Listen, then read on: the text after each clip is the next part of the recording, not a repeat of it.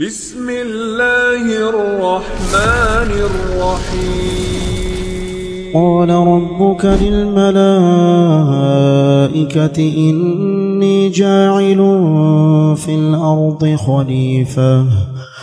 Kisah Nabiullah Adam alaihi salatu wassalam, inilah yang kita akan kisahkan malam ini. Kisah Abul Bashar, bapak dari seluruh manusia. Ma'asyiral muslimin yang dimuliakan Allah Azza wa Jalla, kita mengacu kepada surah Al-Baqarah. Baru kita bentangkan dan kita kuatkan dengan surat-surat yang lainnya dan juga hadis-hadis Nabi sallallahu alaihi wasallam ataupun perkataan para ulama dan kisah-kisah Israiliyat supaya nyambung kisahnya, enak didengarnya dan bisa kita petik pelajarannya. Ma'asyiral muslimin yang dimuliakan Allah Subhanahu wa taala, di dalam surah Al-Baqarah, tepatnya pada ayat 30 dan seterusnya, Allah Subhanahu wa taala berfirman, "Wa idz qala rabbuka lil malaikati inni ja'ilun fil ardi khalifah." Qalu ataj'alu fiha may yufsidu fiha wa yasfiku ad-dima wa nahnu nusabbihu bihamdika wa nuqaddisu lak. Qala inni a'lamu ma la ta'lamu. Dan ingatlah ketika Rabbmu berfirman kepada para malaikat, sesungguhnya aku hendak menjadikan seorang khalifah di permukaan bumi. Mereka berkata, mengapa engkau hendak menjadikan khalifah di bumi itu orang yang akan merusak bumi, menumpahkan darah, padahal kami senantiasa bertasbih dengan memujimu dan mensucikan kamu. Maka Allah berfirman, sesungguhnya aku mengetahui apa yang kalian tidak tahu. Bertolak dari surah Al-Baqarah ayat 30 ini. Inilah permulaan kisah Nabi Allah Adam alaihi salatu wassalam. Nabi Adam alaihi salatu wassalam disebutkan di dalam Al-Quran itu 25 kali. Di beberapa ayat di dalam Al-Quranul Karim.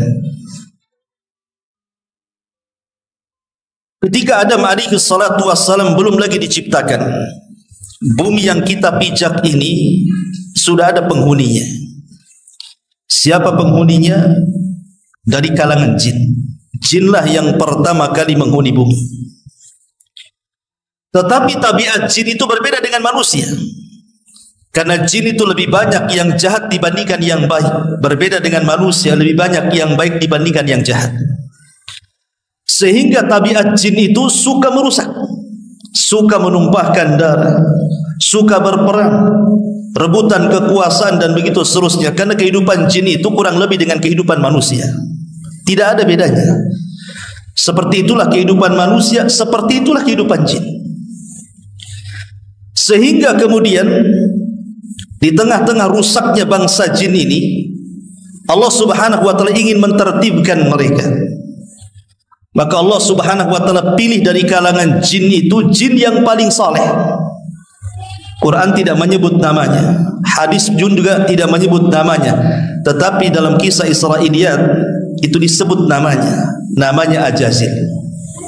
Itulah jin yang paling saleh, yang kemudian kesolehannya mengangkat derajat jin Azazil ini sehingga diangkat ke langit dan hidup di tengah-tengah para malaikat. Bahkan dia menguasai langit pertama, bahkan pernah tinggal di surga. Akhirnya kemudian Allah Subhanahu wa taala memberikan pasukan kepada Ajazil ini berupa para malaikat. Karena malaikat itu makhluk yang pertama kali diciptakan dari makhluk-makhluk yang berakal. Makhluk yang berakal itu 3. 1 malaikat, 2 jin, dan 3 manusia. Dan secara urutan penciptaan, pertama Allah ciptakan malaikat, kedua Allah ciptakan jin, dan yang terakhir Allah ciptakan manusia. Dan itu berdasarkan tartib hadis. Nabi SAW mengatakan, khuliqatil malaika min nur, wa khuliqatil jan min marijim min nar, wa khuliqa lakum mimma wa khuliqa Adam mimma wusifa lakum. Allah ciptakan malaikat dari cahaya, Allah ciptakan jin dari ujung nyala api, dan Allah ciptakan Adam sebagaimana yang Allah sifatkan seperti itu kalian. Artinya di sini Allah mentertibkan secara ciptaan malaikat dulu, kemudian jin, kemudian manusia. Kembali kepada kisah bahwa Allah kemudian memberikan pasukan kepada Ajazil berupa para malaikat. Akhirnya kemudian Ajazil ini memimpin para malaikat untuk menyerang bangsa jin yang jahat. Sebagian jin akhirnya mereka dipenjarakan, dilempar ke lautan, dilempar ke pulau-pulau yang tidak berpenghuni, sehingga jin itu ada di mana-mana. Karena keberhasilannya, Ajazil kemudian memberantas bangsa jin ini dan memisahkan jin yang baik dan jin yang jahat. Karena jin juga sama dengan manusia, ada yang soleh, ada yang tidak. Dan itu sesuai dengan perkataan jin dalam surah jin itu. Apa kata jin? Wa inna minna salihuna wa minna duna dzalik kunna tara'iqa qidada. Kami bangsa jin ada yang soleh, dan kami bangsa jin juga ada yang tidak seperti itu, maksudnya jahat. Kami ini bertingkat-tingkat. Dan ingat, tidak ada satupun nabi dan rasul yang diutus dari bangsa jin. Semua nabi dan rasul itu hanya diutus dari bangsa manusia saja. Makanya jin itu belajar kepada manusia. Tidak ada manusia belajar kepada bangsa jin. Sebaliknya jin belajar kepada kita. Maksudnya belajar agama. Kalau jin belajar kepada manusia jadi soleh dia. Kalau manusia belajar sama jin jadi dukun dia. Karena jin itu jahat kan begitu. Lah akhirnya kemudian, setelah kemudian bangsa jin itu sudah mulai tertib kehidupannya, maka sebagai hadiah Ajazil kemudian ditempatkan oleh Allah Azza wa Jal di sorga. Dialah menjadi khazanatul jannah, penjaga sorga. Singkat cerita, akhirnya kemudian Allah Subhanahu wa taala hendak menciptakan makhluk yang akan bergenerasi. Artinya makhluk yang akan bergenerasi itu yang akan terus keberlangsungannya, yang disebut dengan khalifah. Khalifah itu artinya yakhlufu ba'duhu ba'dha, makhluk yang akan bergenerasi terus. Hilang generasi pertama, datang generasi kedua, hilang generasi kedua, datang generasi ketiga. Itulah yang disebut dengan manusia. Makanya di sini Allah Subhanahu wa taala memberitahu para malaikat, dan Allah mengatakan wa idz qala rabbuka lil malaikati inni ja'ilun fil ardi khalifah. Dan Rabbmu berkata kepada para malaikat, aku akan menciptakan makhluk yang akan menghuni bumi dan dia menjadi khalifah. Khalifah di sini artinya apa? Makhluk yang bergenerasi, yang akan terus, tidak keberlangsungannya akan terus ada. Malaikat ini berpikir, jangan-jangan Allah akan menciptakan makhluk seperti menciptakan jin. Karena jin itu kan perusak, suka menumpahkan darah, suka berperang. Jadi malaikat berpikir jangan-jangan makhluk yang akan diciptakan itu seperti mereka.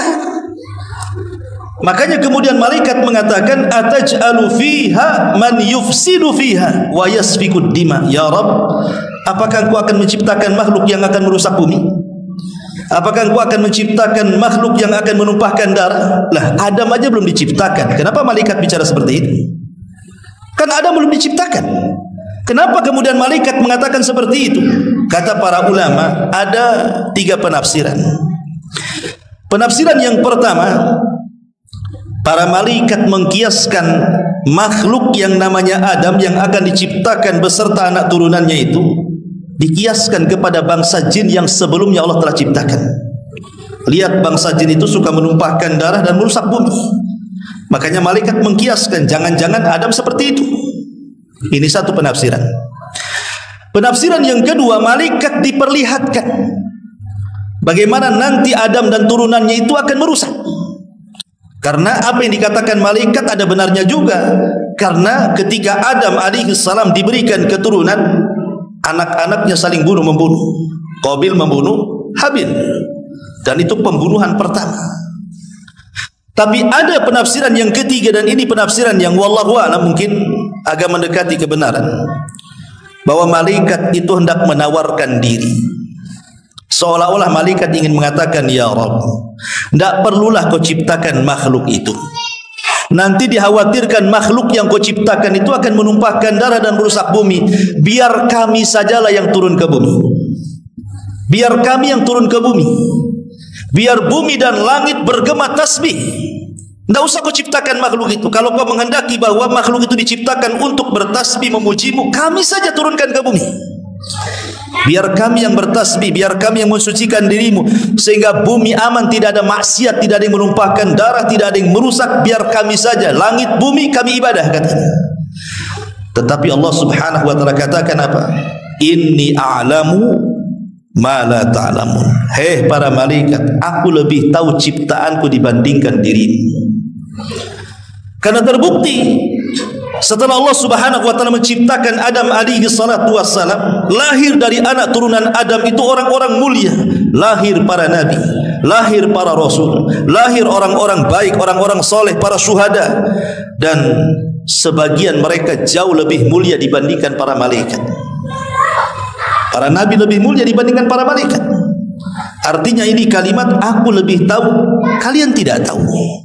Karena setelah Adam diciptakan, sekali lagi turunannya banyak orang-orang baik, banyak para nabi dan rasul yang menandingi kesolehan para malaikat.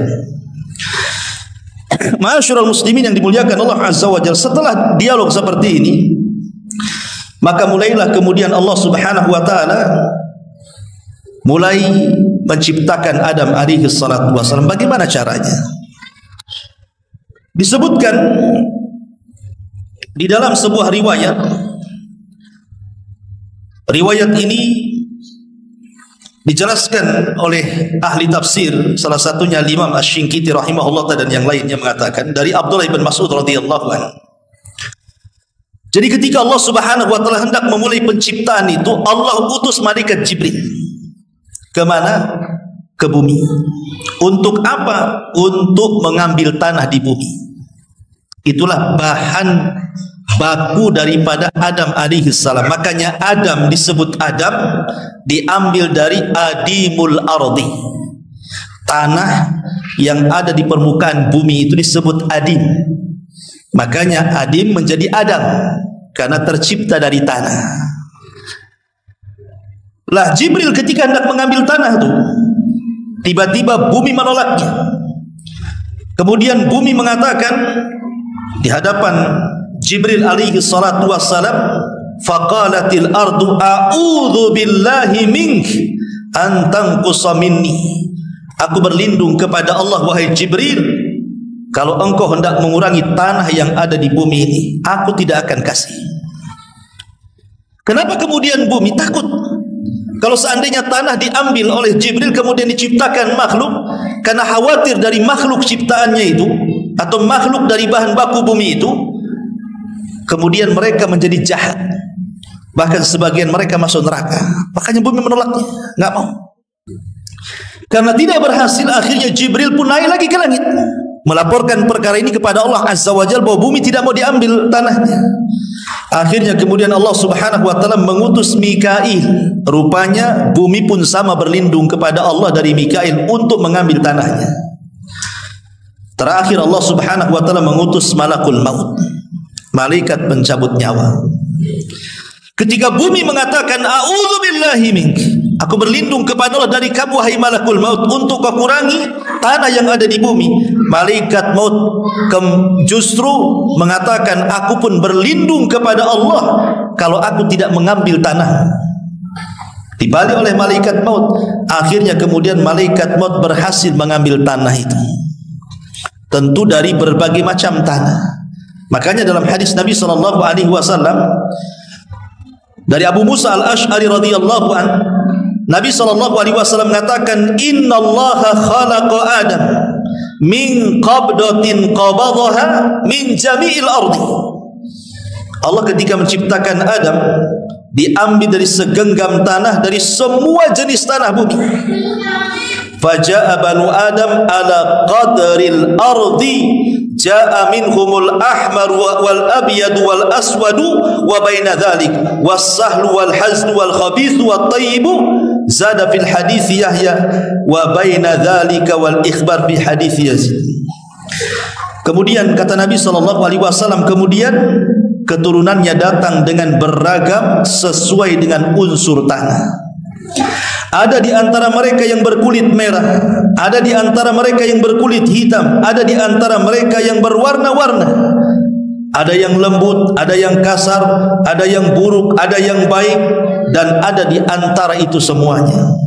Jadi ketika malaikat maut mengambil tanah itu, maka malaikat maut mengambil tanah dari berbagai macam warna tanah dan dari berbagai macam sifat tanah. Jadi diambil tanah hitam sedikit, diambil tanah putih sedikit, diambil tanah merah sedikit, nanti tanah keras sedikit, tanah lembek sedikit, dan begitu seterusnya. Karena ini akan menjadi sifat manusia kelak. Makanya wajar kalau seandainya manusia itu ada yang kulitnya putih, mungkin diambil dari tanah putih, kan itu ya. Ada yang mungkin warnanya merah, diambil dari warna merah. Ada yang mungkin tanahnya kulitnya berwarna hitam, mungkin diambil dari kulit hitam, kan itu. Ada yang mungkin campuran warna, itu mungkin campuran tanahnya. Mungkin ada hitamnya, ada putihnya, ada merahnya, kan itu. Begitu juga sifatnya. Ada yang mungkin agak lunak, agak lembut, mungkin dari tanah lembut lah, kan itu.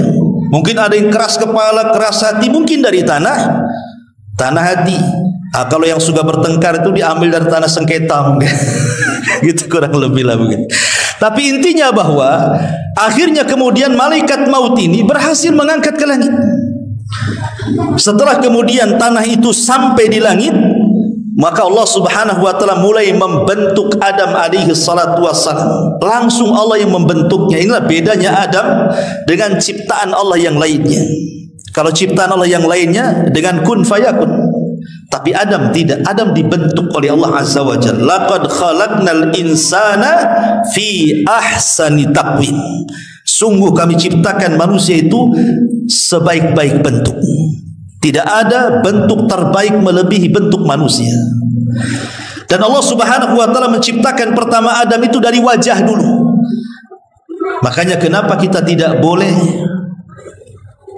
kemudian memukul wajah ataupun memburuk-burukan wajah orang.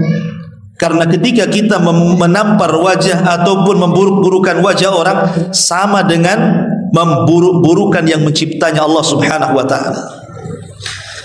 Ma'asyiral muslimin yang dimuliakan Allah Azza wa Jalla, setelah kemudian terbentuk kepalanya, kemudian tangannya, kemudian badannya, kemudian kakinya, maka Allah Subhanahu wa taala membentuk Adam itu tingginya 60 hasta. 60 hasta, satu hasta itu setengah meter. Ya, berarti kalau 60 hasta ya kurang lebih 30 meter Adam itu. Dengan lebar 7 hasta artinya 3 meter setengah kali 30 meter. Makanya kalau antum pernah ke Saudi, di situ ada sepeda Nabi Adam. Kapan-kapan ada punya sepeda itu. Itu mungkin replika. Kalau mungkin sepeda itu ada di zaman Nabi Adam, ya seperti itulah besarnya gitu ya. Rupanya sepeda itu dari Jogja katanya. Dia dari Jogja, disebut sepeda Nabi Adam pula. Intinya bahwa Adam alaihi salatu wassalam kemudian dibentuk oleh Allah Azza wa Jalla dengan sedemikian rupa, yang berbeda bentuknya dengan malaikat, berbeda pula dengan jin. Karena ingat, jin itu sifatnya buruk. Tidak ada jin itu yang dari segi bentuk ya, rupa, jin itu tidak seperti manusia. Jin itu buruk. Makanya ketika ada seorang peruqyah, seorang syekh meruqyah, kemudian jinnya ngomong, rupanya jin itu yang masuk ke tubuh manusia adalah jin yang paling cantik di kaumnya. Jin yang paling cantik di kaumnya itu, yang ngaku jin yang paling cantik di kaumnya, masuk ke raga orang itu. Jadi sama syekh diruqyah. Kemudian ketika ditanya bentuknya, dia mengatakan, aku memiliki 9 kaki katanya. Ya buat apa juga kan? Kalau ada gadis cantik kakinya 9, kira-kira mau enggak tuh? Itu namanya gurita. Itu namanya sotong bahasa gitu ya. Jadi itulah bentuk jin kayak gitu. Jin itu tidak ada yang baik, bentuknya aja jelek. Tapi manusia itu dibentuk dengan sedemikian rupa gitu ya. Makanya Allah mengatakan tadi, laqad khalaqnal insana fi ahsani taqwim. Kemudian Allah biarkan dia mengering, tidak ditiupkan ruh, dibiarkan mengering dulu.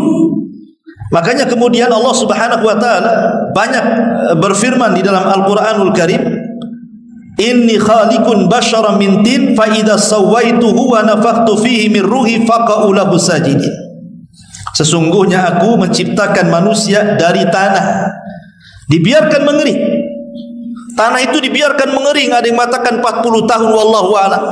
Tidak ada riwayat yang jelas, dibiarkan seperti itu. Lah ketika Adam sudah terbentuk jasadnya, iblis ini yang berada di sorga dengar bahwa Allah sudah menciptakan betul-betul makhluk yang dikehendakinya. Penasaran si Ajazil ini, karena Ajazil kan berada di sorga tuh, mulai hasad dia. Karena orang hasad itu adalah berkeinginan kalau nikmat orang itu hilang dan berpindah kepada dia. Dia takut kalau seandainya makhluk itu menggantikan posisi dia di sorga. Makanya kemudian Ajazil ini keluar dari sorga, kemudian melihat-lihat jasad Adam yang belum ditiupkan ruh, terkadang dipukul keluar suara. Kemudian dia masuk dari mulutnya, kemudian keluar dari duburnya, masuk dari lubang hidungnya, keluar dari lubang mulutnya, dan begitu seterusnya. Kemudian Ajazil mengatakan, oh ini bukan makhluk kuat katanya, ini makhluk lemah. Kenapa? Karena berongga, berarti dia butuh makan, dia butuh minum, ini makhluk lemah katanya. Apa kata Ajazil? Lau sullitu alayya la uhlikanna, kalau dikuasakan kepadaku makhluk ini sudah kuhancurkan katanya. Lihat, hasadnya sudah nampak, padahal belum ditiupkan ruh tuh, hasad sudah nampak tuh. Makanya hasad itu penyakit pertama di langit dan penyakit pertama di bumi. Adapun hasadnya pertama kali di langit, hasadnya iblis kepada Adam. Adapun hasad itu penyakit pertama di bumi adalah hasadnya Qabil kepada Habil, sehingga terjadi pembunuhan.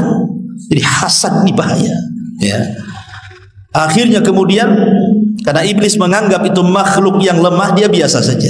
Tapi sudah ada hasad di hatinya.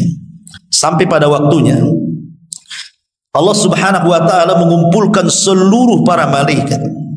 Karena di sini akan ada peristiwa yang spektakuler, peniupan ruh. Semua malaikat hadir di situ.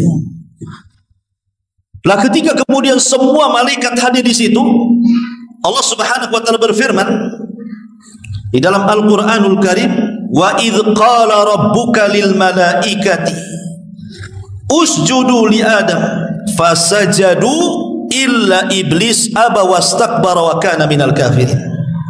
Dan ingatlah ketika Rabbmu berfirman kepada para malaikat, sujudlah kalian kepada Adam. Maka semua malaikat sujud kecuali iblis. Dia enggan, dia sombong, dan termasuk makhluk yang kafir. Lah ketika Allah Subhanahu wa taala menciptakan Adam, kemudian ditiupkan ruh, itu ruh itu belum sampai di perut, baru sampai di tenggorokan ruhnya. Tiba-tiba Adam bersin, kacih gitu ya, bersin, baru sampai di tenggorokan.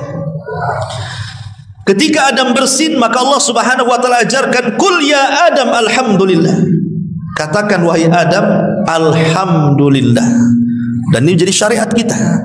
Anda kalau bersin jangan diam saja, tapi ucapkan alhamdulillah. Maka malaikat yang mendengar ketika Adam alaihi salatu wassalam mengucapkan alhamdulillah, semua malaikat mengatakan apa? Yarhamuka rabbuka ya Adam, semoga Allah merahmati engkau wahai Adam. Makanya sunnah bagi kita, kalau ada orang yang bersin dan dia mengucapkan alhamdulillah, jangan diam saja, kita katakan yarhamukallah, semoga Allah merahmati kamu. Itu doa, ya. Maka orang yang bersin mendoakan balik, ya, yarhamukallah. Kemudian kita doakan balik kepada yang mendoakan kita. Ma'asyiral muslimin yang dimuliakan Allah Subhanahu wa taala. Lah ketika kemudian ruhnya sudah mulai ke perutnya, mulai Adam merasakan lapar tuh. Sementara di hadapan Adam itu ada pohon yang banyak buahnya. Maka Adam belum lagi ruh sampai di kakinya, tangannya sudah mulai meraba-raba ingin memetik buah tadi, ingin makan, padahal ruh belum sampai di kaki itu. Dari sini kata para ulama, Adam alaihi salatu wasalam tersifati dengan sifat isti'jal, terburu-buru. Makanya keturunannya akan seperti itu, akan seperti itu. Inna khalaqnal insana fi ajal, manusia itu kami ciptakan dalam kondisi tergesa-gesa, terburu-buru. Itulah sifat kita akhirnya kan. Karena Adam seperti itu, jadi turunannya seperti itu. Suka terburu-buru, ya, tidak mau santai, padahal terburu-buru itu bagian daripada syaitan. Kata Nabi SAW, al-isti'jalu minasyaitan. Terburu-buru itu dari syaitan. Lah ketika betul-betul ruh sudah sampai di kaki, Adam alaihi salatu wassalam, maka Allah Subhanahu wa taala perintahkan kepada Adam, idhab ila haula'in nafar. Pergi kau kepada para malaikat itu, katanya. Ucapkan salam kepada mereka dan dengar kira-kira apa jawabannya. Maka Adam pun menghadap para malaikat dan mengucapkan salam, assalamu alaikum. Maka para malaikat menjawab, waalaikumsalam warahmatullahi wabarakatuh. Maka Allah mengatakan, ya Adam, itulah bentuk penghormatanmu dan penghormatan seluruh keturunanmu.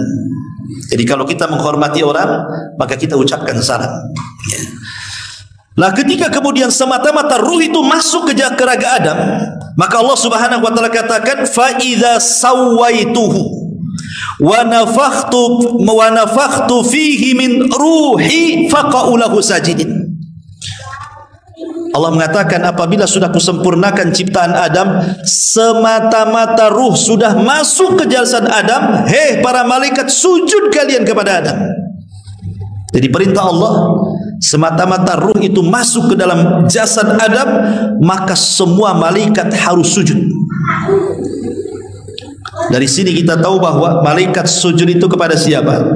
Bukan kepada raganya Adam, tetapi kepada ruhnya Adam. Kenapa? Karena Allah Subhanahu wa taala mengatakan min ruhi, dari ruhku. Makhluk apabila diidofahkan, dinasabkan kepada Allah, maka makhluk itu punya kemuliaan. Contoh Ka'bah disebut Baitullah, rumahnya Allah. Ketika rumah itu dinasabkan kepada Allah, berarti punya kemuliaan. Atau contoh mujizat Nabi Saleh, naqatullah, untanya Allah. Berarti unta itu memiliki kemuliaan di antara unta-unta yang lainnya. Kenapa? Karena dinasabkan kepada Allah. Termasuk ruh Adam. Min ruhi, dari ruhku, artinya ruhnya Adam dinasabkan kepada Allah. Berarti ruh itu punya kemuliaan.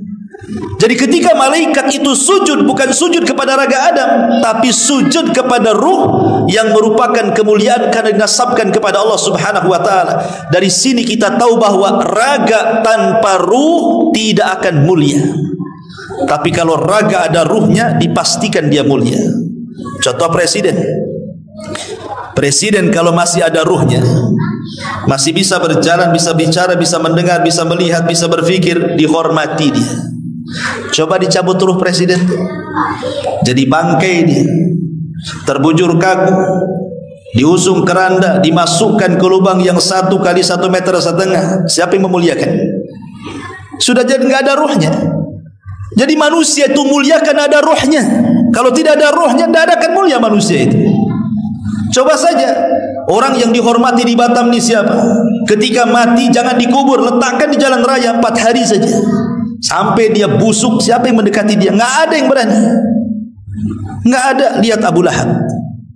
Abu Lahab itu ketika dia meninggal, dia sedang safar, sakit kemudian meninggal. Tidak ada yang menguburkan sampai jasadnya bau busuk. Akhirnya menguburkannya dengan cara apa? Dilempari batu. Akhirnya numpuk batunya. Itulah kuburannya Abu Lahab itu. Karena jasad ini kalau sudah tidak ada ruhnya, tidak ada kemuliaan di dalamnya. Jadi malaikat itu sujud kepada Adam, itu maksudnya sujud kepada ruh yang dimasukkan ke dalam Adam. Itu satu penafsiran. Ada yang mengatakan bahwa sujudnya malaikat kepada Adam itu karena Adam dijadikan kiblat oleh para malaikat. Sama dengan kita sujud ke Ka'bah, karena Ka'bah itu jadikan kiblat, bukan kita menyembah Ka'bah. Ada juga yang mengatakan seperti itu. Tapi yang jelas bahwa sujudnya malaikat kepada Adam bukan sujud ibadah, tapi sujud penghormatan. Karena sujud ibadah tidak boleh diberikan kecuali kepada Allah. La tasjudu lisyamsi wala lil qamar wasjudu lilladzi khalaqahunna in kuntum iyyahu ta'budun. Jangan kalian sujud kepada matahari dan bulan, tapi sujudlah kepada zat yang menciptakan keduanya kalau kalian benar-benar beribadah kepada Allah. Sujud ibadah tidak boleh diberikan kecuali kepada Allah.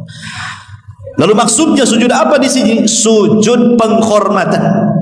Kalau tentara menghormati dengan cara seperti ini, maka malaikat menghormati Adam dengan cara sujud.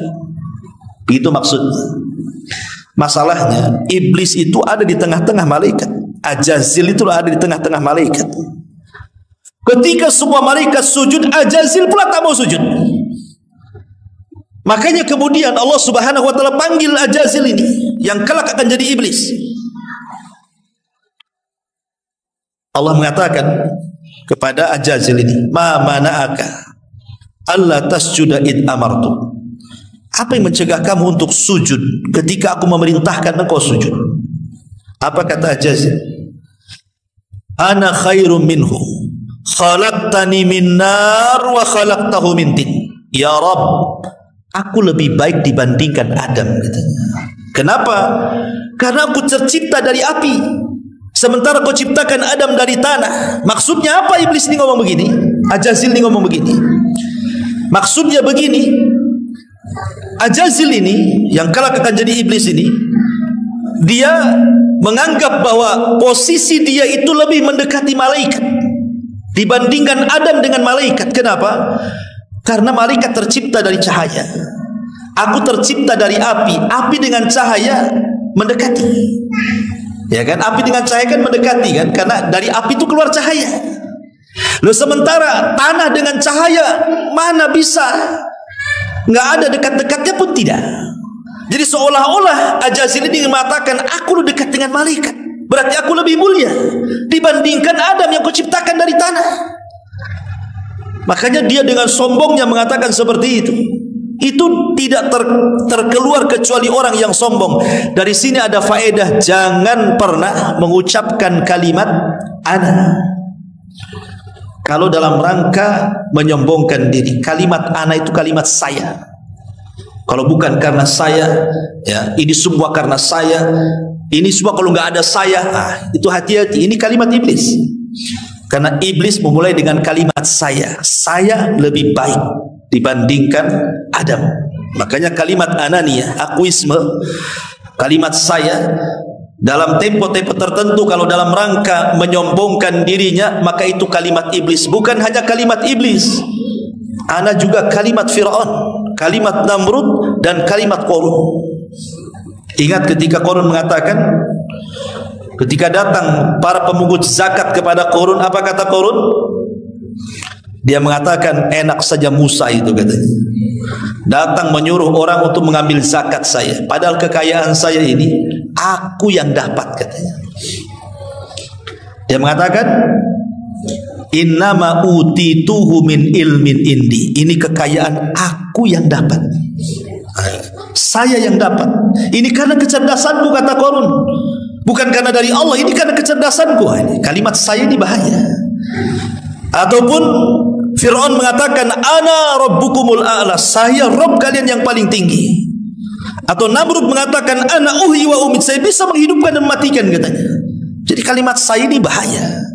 Dalam tempo-tempo tertentu jangan mengucapkan kalimat saya, aku, ana, gitu ya. Kalau dalam rangka kesombongan, ini kalimat setan. Makanya dia mengatakan, saya lebih baik dibandingkan Adam. Adam tercipta dari tanah, aku loh tercipta dari api. Ketika dia mengatakan seperti itu, maka Allah Subhanahu wa taala murka. Kemudian Allah Subhanahu wa taala mengatakan, fakhruj innaka rajim. Keluar kau iblis, engkau makhluk yang terkutuk. Sejak itulah Ajazil tidak lagi disebut Ajazil, dia berubah menjadi iblis. Disebut iblis itu karena makhluk yang putus asa dari rahmat Allah. Itu disebut iblis. Berubah dia jadi iblis tuh.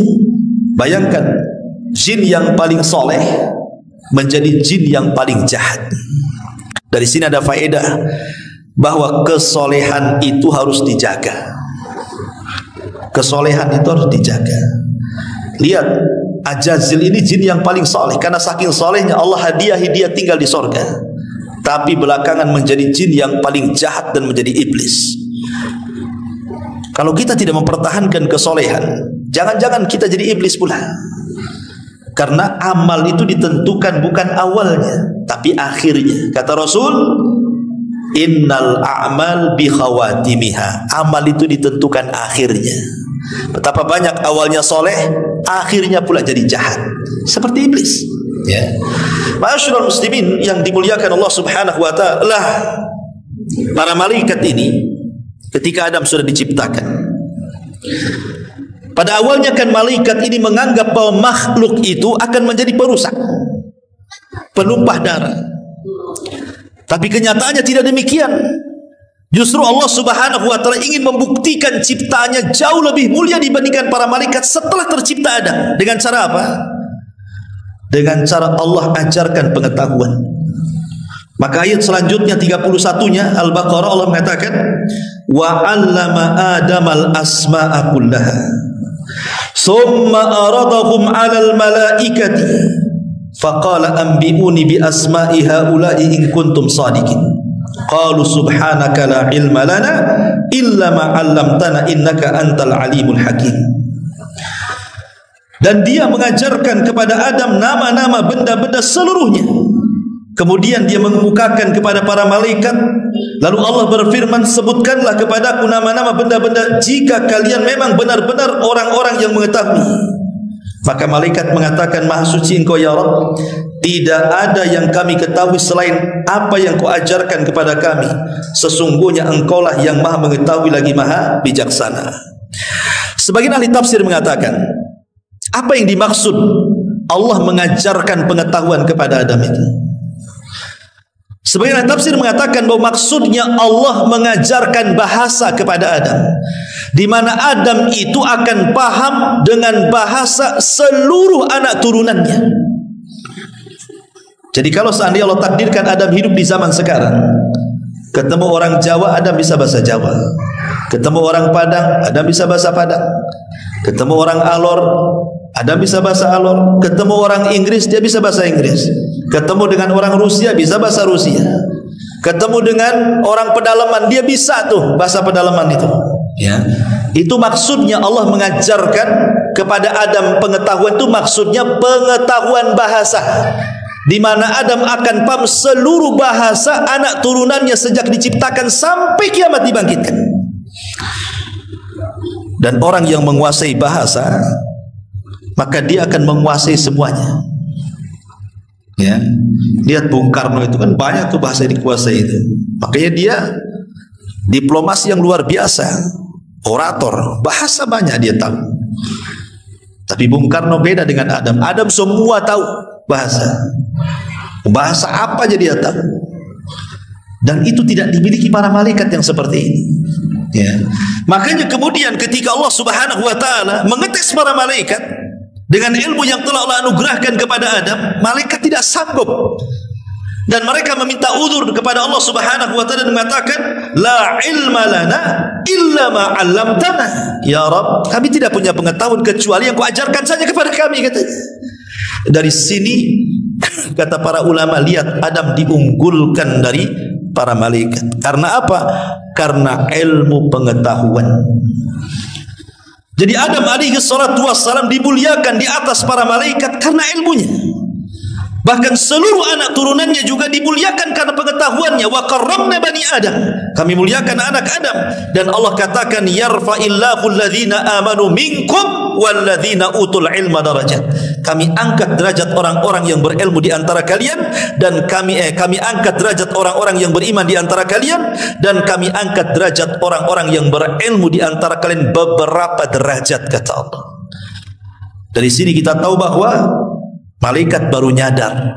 Yang awalnya mengatakan janganlah kau ciptakan makhluk yang akan menumpahkan darah, merusak bumi. Rupanya makhluk itu jauh lebih mulia dibandingkan mereka, para malaikat. Ya, Adam alaihi salatu wassalam. Maka ketika kemudian Adam diberikan pengetahuan, iblis makin hasad lagi dia. Makin hasad dia. Sudah Allah ciptakan Adam, langsung dibentuk oleh Allah, ditiupkan ruh langsung oleh Allah, diberikan pula pengetahuan oleh Allah. Berarti kan nikmatnya makin menumpuk tuh. Iblis makin sakit hati. Karena orang hasad itu, dia akan lebih hasad dan akan bertambah-tambah hasadnya kalau kenikmatan orang lain makin banyak lagi, kan gitu. Dia tetangga beli mobil, mulai tensinya naik. Beberapa bulan naikkan pula rumahnya tingkat 2, naik lagi tensinya. Beberapa bulan naik lagi tingkat 3, makin akhirnya stroke tuh. Kan begitu ya orang hasad tuh. Yang dihasadi tenang-tenang saja, dia makin sakit. Begitulah iblis, dia makin sakit dia. Kenapa kok Adam masih diberikan nikmat ini akhirnya apa? Dimasukkan pula ke sorga. Yang tadinya iblis di sorga dikeluarkan, sekarang Adam pula masuk sorga, makin sakit hati lah. Itulah hasad, kedengkian yang luar biasa tuh iblis. Ma'asyiral muslimin yang dimuliakan Allah Azza wa Jalla. Makanya kemudian Allah Subhanahu wa taala ketika hendak memasukkan Adam ke dalam sorga sebagai pengganti iblis, maka Adam alaihi salatu wassalam ditidurkan sesaat oleh Allah Subhanahu wa taala karena Allah hendak menciptakan pasangannya, Hawa. Ada yang mengatakan kenapa disebut Hawa? Ya. Ulama ketika mengatakan kenapa Hawa disebut Hawa, ada yang mengatakan li'anna Hawa khuliqat minal mar'il hayy. Karena Hawa disebut Hawa itu karena tercipta dari makhluk yang hidup. Adam kan hidup, sudah ditiupkan ruh. Kemudian Hawa diambil pula dari bagian Adam, dari tulang rusuk sebelah atas, sebelah kiri yang paling bengkok yang dekat dengan jantung, diambil. Kemudian diciptakan Hawa. Kenapa disebut Hawa? Karena tercipta dari makhluk yang hidup. Hawa itu apa? Hawa itu ya oksigen. Hawa nafas, itulah Hawa. Ya. Ini satu pendapat. Yang kedua, ada yang mengatakan bahwa kenapa disebut Hawa? Karena ummu kulli hayyin minal bashar. Dia adalah ibu dari seluruh makhluk yang akan hidup dari kalangan manusia. Ada juga yang mengatakan sumya Hawa kana launuha yamilu ila syamra. Karena Hawa itu memiliki warna arah ke coklat-coklatan. Dia punya bibir itu coklat-coklatan. Tapi ada juga yang mengatakan karena Hawa itu diambil dari tahwi. Jadi laki-laki akan cenderung. Arti Hawa Yahwi itu artinya cenderung, di mana seorang laki-laki akan cenderung kepada perempuan. Maka disebut Hawa karena ada kecenderungan laki-laki kepada perempuan. Tapi yang jelas bahwa Ibnu Taimiyah rahimahullahu taala mengatakan, lihat bagaimana Allah Subhanahu wa taala dengan kudrah dan iradahnya, dengan kemampuan dan kemahabesarannya, mampu menciptakan makhluk tanpa ibu dan bapa, Adam alaihi salam. Kemudian mampu menciptakan makhluk tanpa ibu, Hawa. Kemudian mampu menciptakan makhluk tanpa bapa, Isa. Kemudian menciptakan makhluk dengan bapa dan ibu, ya kita ini. Jadi ada makhluk, ada manusia tercipta tanpa ayah dan bapa, Adam, tanpa ibu dan bapa Adam. Ada makhluk, manusia maksudnya tercipta tanpa ayah, Isa, tanpa ibu, Hawa, dan ada ibu bapa, ya kita semuanya. Tapi di sini kata Ibnu Taimiyah rahimahullah taala, lihat, sebenarnya kalau kita berpikir tentang Isa bin Maryam, itu tidak lebih hebat penciptaannya dibandingkan Adam dan Hawa. Kalau seandainya Isa dituhankan oleh orang-orang Nasrani karena dia terlahir tanpa bapa, sekarang Adam juga tanpa bapa, bahkan tanpa ibu, kenapa tidak dituhankan? Hawa terlahir tanpa ibu, kenapa tidak dituhankan? Kenapa hanya Isa saja? Makanya dari sini Allah Subhanahu wa taala mengatakan inna masala Isa kamasali Adam. Permisalan Isa loh sama dengan Adam. Apa bedanya? Adam lebih hebat lagi. Harusnya kalau mereka menuhankan Isa, tuhankan juga Adam. Tapi mereka tidak menuhankan Adam dan menganggap Adam nabi. Sebagaimana kalian menganggap Adam nabi, harusnya Anda juga menganggap Isa juga nabi. Ma'asyiral muslimin yang dimuliakan Allah Azza wa Jalla. Intinya bahwa Adam tercipta saat Hawa tercipta saat Adam sedang tertidur. Kenapa Hawa diciptakan saat Adam tertidur? Supaya Adam tidak benci dengan Hawa. Jadi ketika Adam sedang tertidur, Allah ambil tulang rusuk sebelah kiri, yang paling atas, yang paling bengkok, yang dekat dengan jantung diambil. Kemudian diciptakan Hawa dibaringkan di sebelahnya. Ketika Adam alaihi salatu wassalam terbangun, kaget rupanya ada perempuan di sampingnya. Kemudian ditanya, "Man anti, siapa kamu?" Maka Hawa mengatakan, "Saya Hawa." Adam mengatakan, "Kenapa Allah ciptakan kamu?" Kata Hawa, "Liaskuna ilaika," supaya aku bisa memberikan ketenangan kepadamu. Dari sini Allah katakan, "Wa min ayatihi an khalaqalakum min anfusikum azwaja litaskunu ilaiha wa ja'ala bainakum mawaddatan wa rahmah inna fi dzalika laayatin liqaumin yatafakkarun." Dan dari tanda-tanda kuasa Allah, Allah jadikan kalian berpasangan. Ada suami, ada istri. Gunanya untuk apa? Litaskunu ilaiha, supaya engkau merasa tenang dengan pasanganmu. Kemudian terciptalah mawaddah, rasa cinta, warahmah, dan kasih sayang. Dan itu semua adalah kekuasaan Allah bagi orang-orang yang berfikir. Maka Adam diciptakan Hawa supaya dia tidak ketakutan di sorga. Karena seindah apapun sorga, ikhwan, seindah apapun sorga, kalau hidup sendirian itu ketakutan. Coba saja antum hidup sendirian di Batam. Satu kota Batam milik anda lah, tapi sendirian hidupnya. Lontang lantung ke Batam Center sendiri, ke Jodoh sendiri, ke Barelang sendiri. Apa nggak takut sendirian? Ya. Supaya tidak ketakutan, diciptakan pasangannya. Minimalnya kalau dua orang dan beda jenis laki-laki dan perempuan, nggak akan takut hidup itu. Dulu kuburan itu hal yang menakutkan. Lewat kuburan saja kita lari. Sekarang udah, orang pacaran di kuburan udah tak takut lagi, karena dua-duanya setan. Akhirnya kan nggak takut kan di situ, karena berdua. Coba sendirian, jangan dibawa pasangannya, suruh duduk di atas kuburan, apa nggak merinding dia? Tapi kalau berdua itu hilanglah rasa takutnya. Makanya diciptakan Adam, diciptakan Hawa untuk Adam itu maksudnya untuk menghilangkan perasaan takut Adam, sehingga tumbuh cinta dan kasih sayang di antara keduanya. Makanya Allah mengatakan ayat selanjutnya kepada Adam alaihi salatu wassalam, "Wa qulna ya Adam uskun anta wa zawjukal jannah." Al-Baqarah 35-nya. Dan kami berfirman, wahai Adam, diamilah oleh kamu dan istrimu sorga itu. Wa kula minha ragadan haitsu syi'tuma wa la taqraba hadhihi asy-syajarata fatakuna minadh dhalimin. Dan makanlah makanan-makanan yang banyak yang ada di sorga yang kau sukai, tapi ingat, janganlah kamu dekat pohon ini yang menyebabkan kamu termasuk orang zalim. Jadi Allah Subhanahu wa taala idza arada syai'an ahya asbabah. Ikhwan, Allah itu kalau menghendaki sesuatu pasti Allah akan hidupkan sebabnya. Segala sesuatu itu pasti ada sebab. Setiap akibat ada sebab. Namanya ada sebab akibat kan gitu ya. Tidak ada perkara di dunia itu yang tidak ada sebabnya. Pasti ada sebabnya. Orang mati aja ada sebabnya. Ya. Orang dapat rizki ada sebabnya. Orang punya anak pun ada sebabnya. Semua ada sebabnya. Di kehidupan dunia pasti ada sebabnya. Lah Adam alaihi salatu wassalam kan memang diciptakan oleh Allah bukan untuk tinggal di sorga. Karena Allah sebelumnya sudah ngomong di hadapan para malaikat, inni ja'ilun fil ardi, aku akan jadikan makhluk di bumi bukan di sorga. Sehingga Adam tidak mungkin lama di sorga, karena tujuan Allah itu bukan menciptakan di sorga, tapi menciptakan makhluk untuk di bumi. Makanya bagaimana caranya Adam itu tidak tinggal di sorga, dia harus ke bumi. Maka Allah ciptakan sebabnya. Apa sebabnya? Allah uji Adam. Dengan cara apa? Hei Adam, hei Hawa, masuk ke sorga, makan minum semua yang kenikmatan di sorga itu. Tapi ingat, ini satu pohon, jangan kau dekat-dekat. Satu pohon ini jangan kau dekat-dekat. Kalau kau dekat, kau lihat, kau makan, bahaya.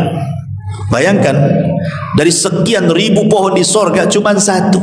Sebenarnya kan gampang saja kan, menghindari yang satu kan. Kan kenikmatan sorga yang lain banyak. Tapi masalahnya bukan di Adam, bukan di Hawa, tapi di iblis masalahnya yang sudah sakit hati. Iblis ini masih di langit. ketika melihat Adam dengan istrinya diberikan banyak nikmat oleh Allah Azza wa Jalla, mulai dari diciptakan langsung oleh Allah, ditiupkan ruhnya oleh Allah, diberikan pengetahuan oleh Allah, dimasukkan lagi oleh Allah, makin stres iblis ini. Mulailah iblis ingin memberikan was-was. Masalahnya macam mana, dia sudah tidak di sorga, Adam di sorga, macam mana cara masuknya?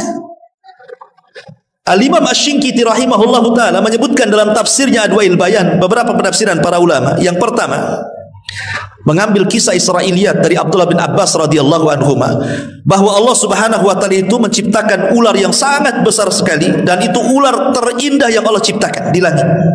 Lah ular ini keluar masuk surga. Ya, ular ini keluar masuk surga. Memang Allah berkehendak seperti itu. Lah iblis ini mengambil kesempatan bekerja sama dengan ular itu. Akhirnya kemudian dia masuk ke dalam ular itu, kemudian berhasil keluar masuk surga. Ini satu pendapat. Tapi sekali lagi tidak ada Quran, tidak ada hadis Nabi, ini kisah Israiliyat. Ya. Dan kita tidak perlu berpegang dengan kisah Israiliyat. Kisah Israiliyat itu hanya pelezat kisah saja. Ingat ya, karena diambil dari Taurat, bukan dari Quran. Kita punya Quran. Pendapat yang kedua, sebenarnya tidak. Iblis itu tidak pernah masuk surga. Dia hanya berdiri di samping surga. Dia tidak bisa masuk surga karena sudah terusir. Cuman iblis ini memberikan was-was dari luar surga. Bagaimana caranya? Tentu Allah berikan kekuasaan kepada iblis untuk memberikan was-was dari luar surga ke dalam surga. Dan Allah Maha Kuasa atas segala sesuatu. Karena ini kan ujian kepada Adam. Intinya bahwa entah iblis masuk ke dalam ular dan berhasil masuk ke dalam sorga, atau mungkin iblis tidak masuk ke dalam sorga berdasarkan zahirnya Quran gitu ya. Tapi yang jelas bahwa iblis berhasil memberikan was-was ke dalam hati Adam dan Hawa. Apa was-wasnya? Iblis mengatakan kepada Adam, "Ya Adam, kenapa Allah larang dekat-dekat pohon larangan itu?" Sebenarnya karena dua perkara. Dan itu disebutkan dalam Quran, "Antakuna malakaini au takuna minal khalidin." Karena kalau engkau makan buah itu, engkau jadi malaikat atau engkau jadi orang yang kekal. Jadi Adam melihat dua perkara ini, oh enak juga jadi malaikat, ataupun kekal di sorga dengan penuh dengan kenikmatan. Dari situlah dia penasaran, tapi tidak tergoda sama sekali. Tapi was-was sudah masuk. Dan ini senjata iblis yang paling kuat. Iblis itu kalau ngajak kita maksiat, tidak mungkin didorongnya kita zina kamu, minum khamar kamu, ayo kita ke diskotik, ayo kita berbuat maksiat. Tidak. Iblis itu tidak pernah nyeret kita, dorong kita, narik tangan kita. Tidak.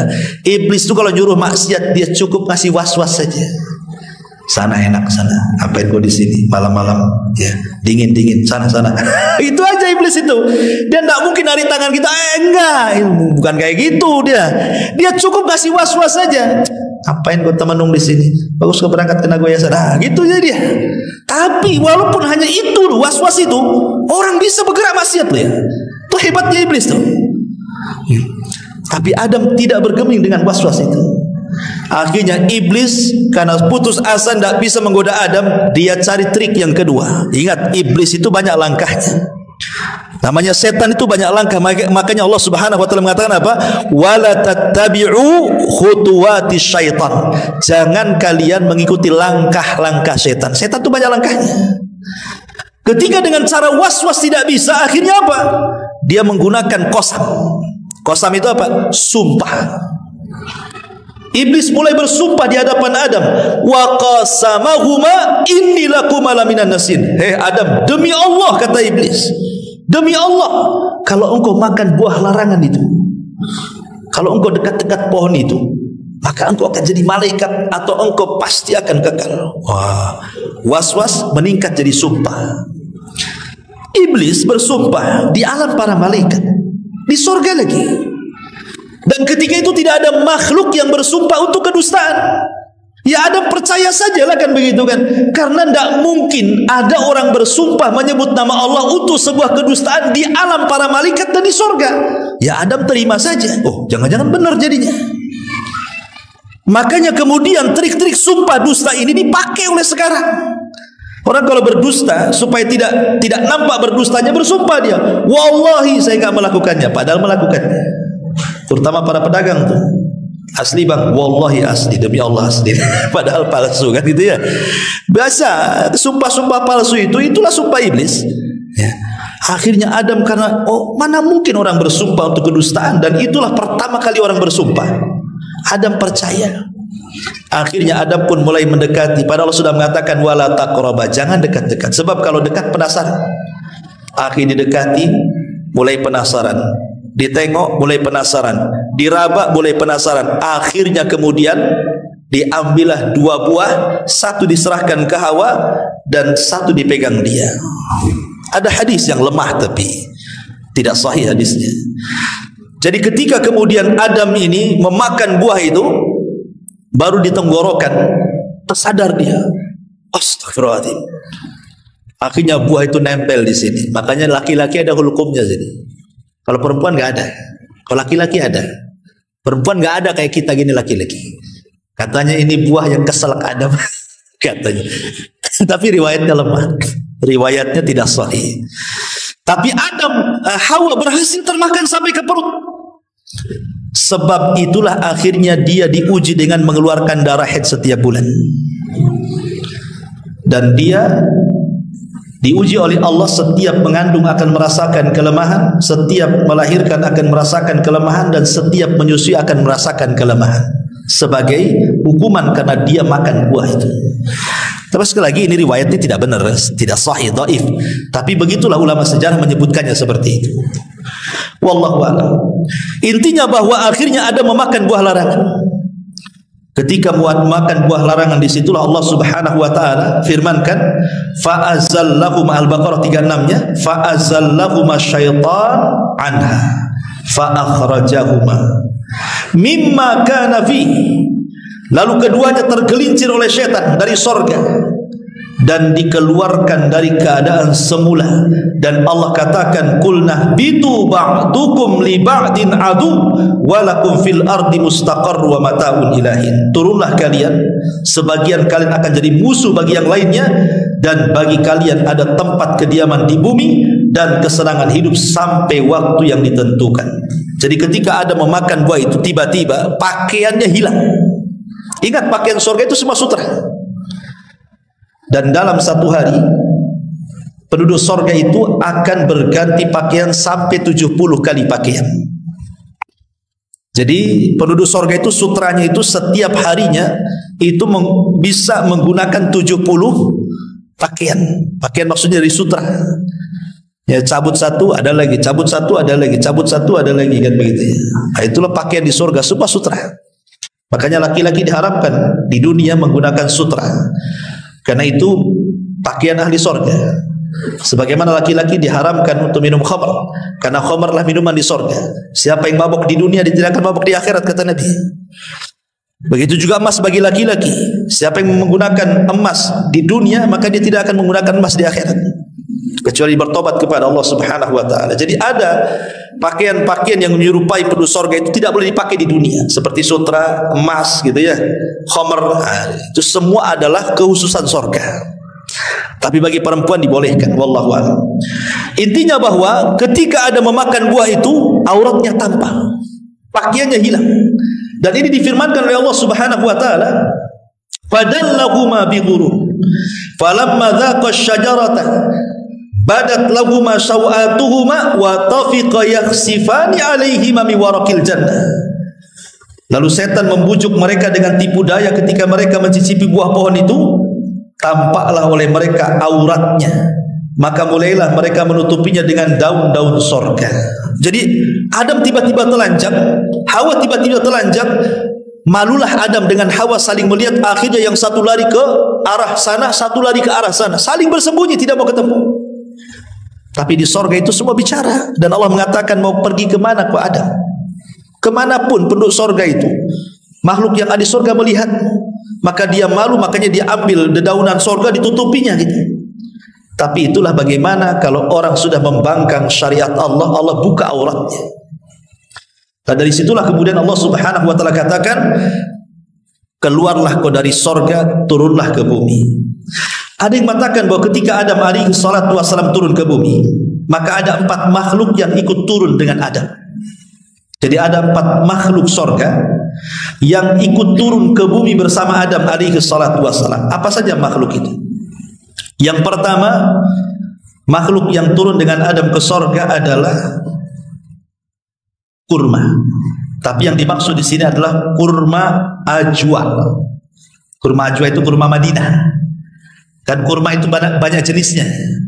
Tapi kurma Madinah itu beda. Karena siapa yang memakan kurma Madinah 7 butir di pagi hari, maka dia tidak akan terkena gangguan setan, sihir, hasad, dengki sampai sore hari.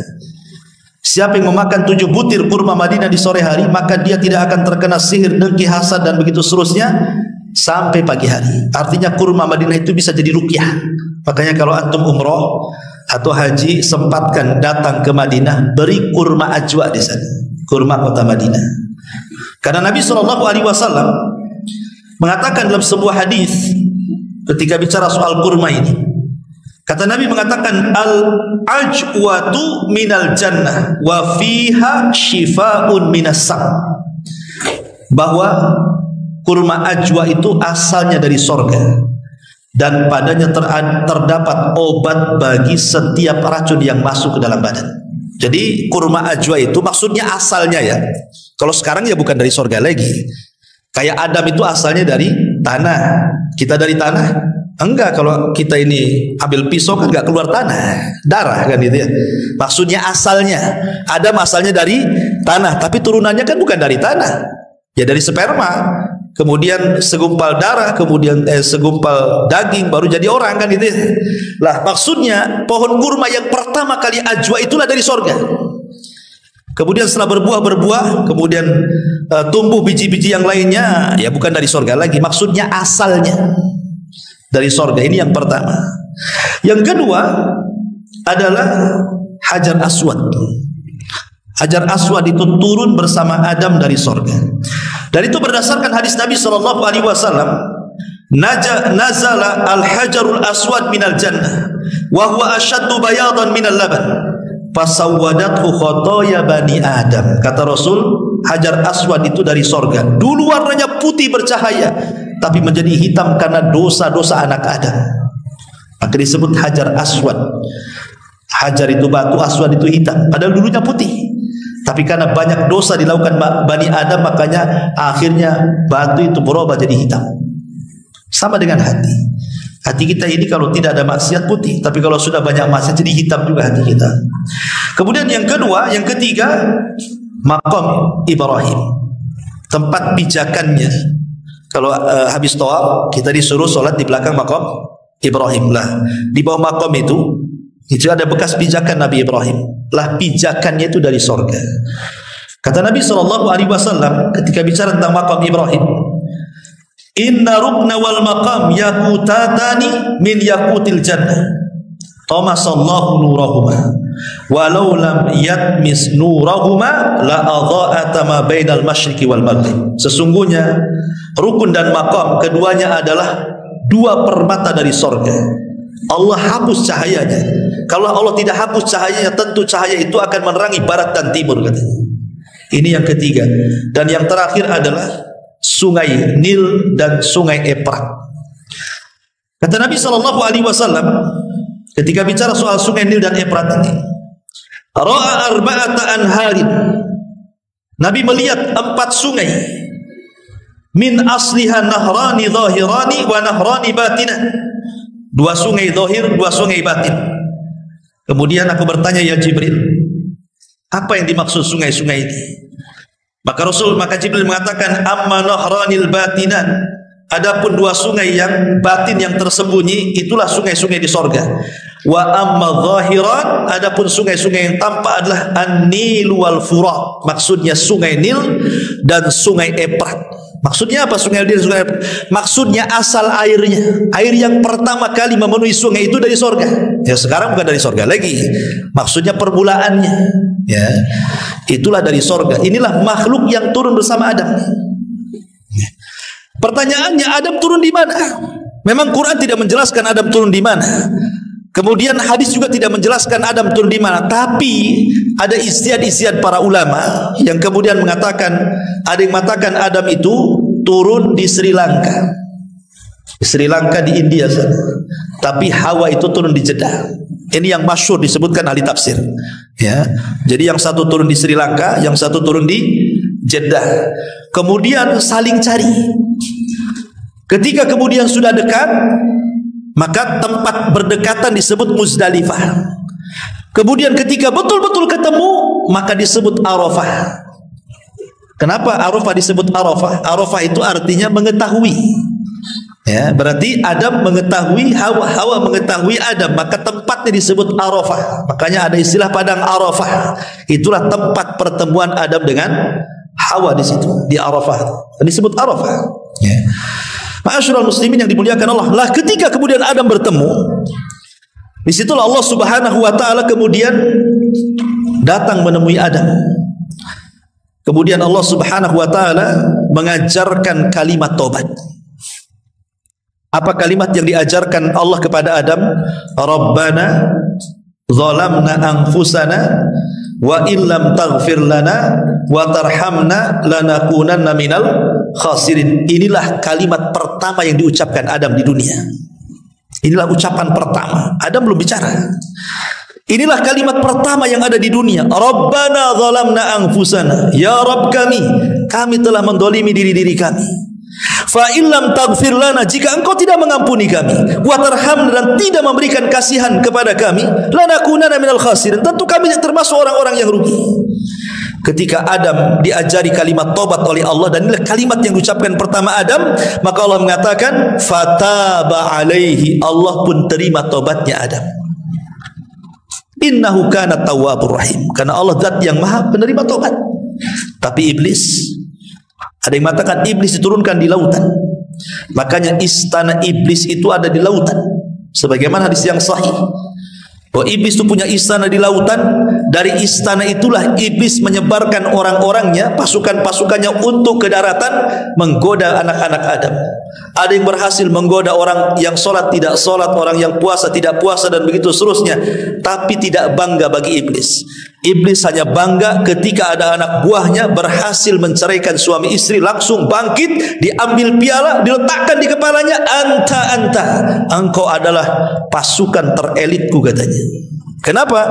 Karena kalau orang sholat tidak sholat, dosanya untuk dia saja, korbannya satu. Orang puasa tidak puasa, korbannya satu. Tapi kalau orang bercerai, itu korbannya banyak. Pertama istri jadi korban, suami jadi korban, anak-anak pula jadi korban. Akhirnya istrinya kawin lagi, suaminya tidak mengakui anaknya. Suaminya kawin lagi, istrinya tidak mengakui anaknya. Iblis datang, nak, ibu bapakmu tidak mengakui kamu, kau jadi anak angkat aku aja. Jadi anak angkat iblis. Itulah kasihan orang-orang yang bercerai itu. Korban semuanya.